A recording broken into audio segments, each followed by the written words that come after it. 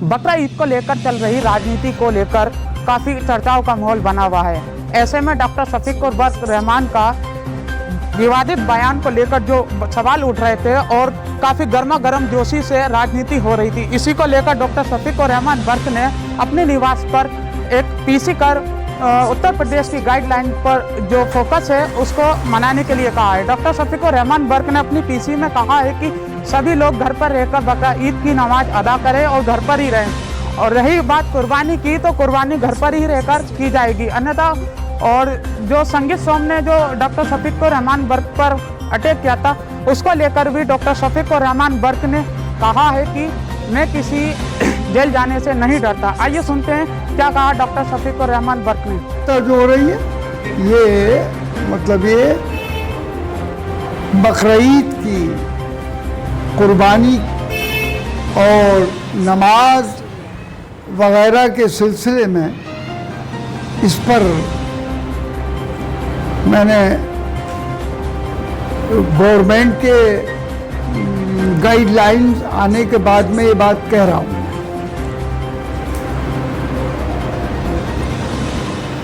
मैंने गवर्नमेंट से ईद उल जुहा के सिलसिले में मांग की थी कि मुसलमानों को ईद के मौके पर सोशल दूरी के साथ इज्तिमाई नमाज की इजाज़त दी जाए और कुर्बानी पर कोई पाबंदी न लगाई जाए और जानवरों की खरीदो फरोख्त के लिए देहात के बाज़ार खोले जाएं। इस सिलसिले में सरकार ने हमारी कुर्बानी की मांग को मान लिया है, लेकिन इज्तिमाई नमाज मस्जिदों और ईदगाहों में पढ़ने से मना किया है। सिर्फ 5 आदमी ही मस्जिद या ईदगाह में सोशल दूरी के साथ नमाज पढ़ सकते हैं। यूपी सरकार ने अपनी गाइडलाइन जारी कर दी है। जिस तरह नमाज ईद उल फितर की पढ़ी गई थी उसी तरह से घरों पर अदा की जाएगी। चूँकि कोरोना वायरस में इजाफा हो रहा है, इसलिए लोग अपने घरों पर नमाज अदा करें और कुर्बानी भी अपने घरों पर ही करें। ममनुआ यानी प्रतिबंधित जानवरों की कुर्बानी से पूरी तरह परहेज करें। मेरी ये भी प्रशासन से अपील है कि वो भी अपनी जिम्मेदारी को हमदर्दी के साथ निभाने की कोशिश करें। इस मौके पर बिजली, पानी और सफाई का माकूल इंतजाम किया जाए और पुलिस कुर्बानी वगैरह के सिलसिले में कोई गैर ज़रूरी कदम न उठाए जिससे माहौल ख़राब हो।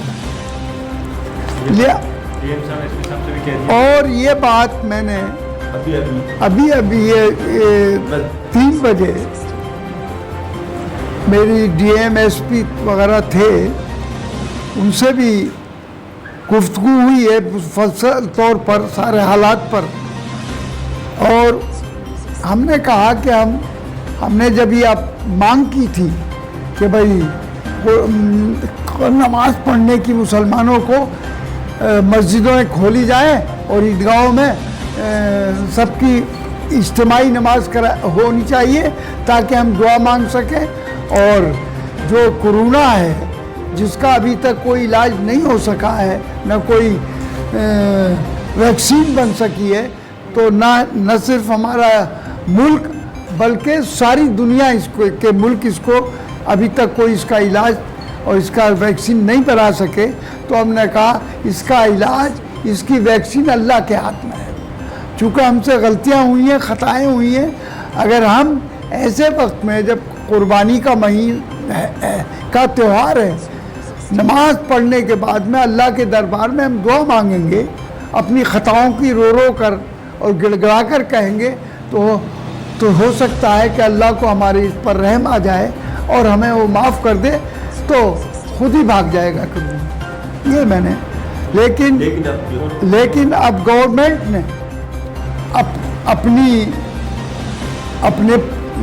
یعنی پالیسی کے اعتبار سے وہ انہوں نے مناسب نہیں سمجھتے، تو انہوں نے اب جو گائیڈ لائن دے دی ہے، اگر وہ ہمیں اجازت دیتے تو ہم مسجدوں میں نماز ادا کرتے، سب مل کے عیدگاہوں میں پڑھتے، لیکن اب 5 آدمی عیدگاہوں میں نماز یا مسجدوں میں ہو جائے گی، تو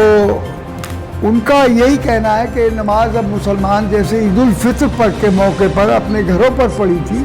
کرونا کی وجہ سے اس کی، اور اس وقت کرونا پہلے سے بھی زیادہ بڑھ گیا ہے، تو اب بھی لوگ اپنے گھروں پر ادا کریں۔ تو میری یہ بڑے ادب سے سب سے گزارش ہے، ہمیں کوئی ضد نہیں ہے اس بات کی، ہم نہیں چاہتے کہ قوم کے اندر کوئی افراتفری پھیلے یا آپس میں کوئی لوگ مس گائیڈ کرنے کی کوشش کر رہے ہیں۔ اس پر کتنی ڈیبیٹ ہوئی ہے میرے اس بیان کے اوپر، اور غلط طریقے سے مجھ کو وہ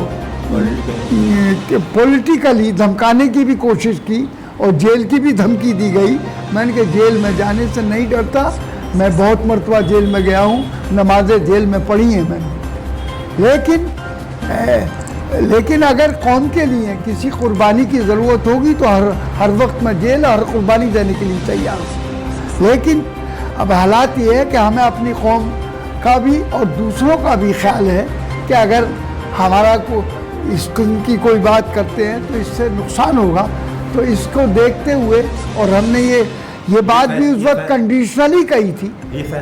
اور اس وقت بھی ہم نے یہ کہا تھا کہ گورنمنٹ ہمیں اجازت دے گی تو پڑھیں گے، لیکن گورنمنٹ نے اپنا وہ گائیڈ لائن جاری کر دی،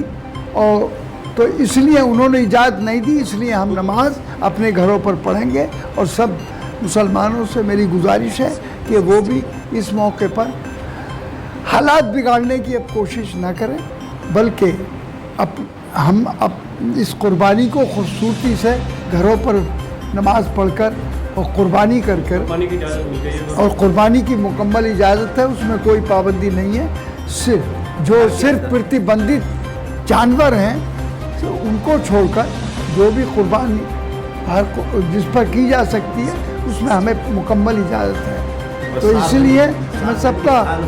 شکریہ بھی ادا کرتا ہوں، اور مجھے امید ہے کہ ہم خداوند تعالیٰ ہمیں بہرحال یہ تہوار منانے کی ہمیں صحیح طریقے سے توفیق عطا فرمائے، اور اللہ تعالیٰ ہماری اس میں مدد کرے۔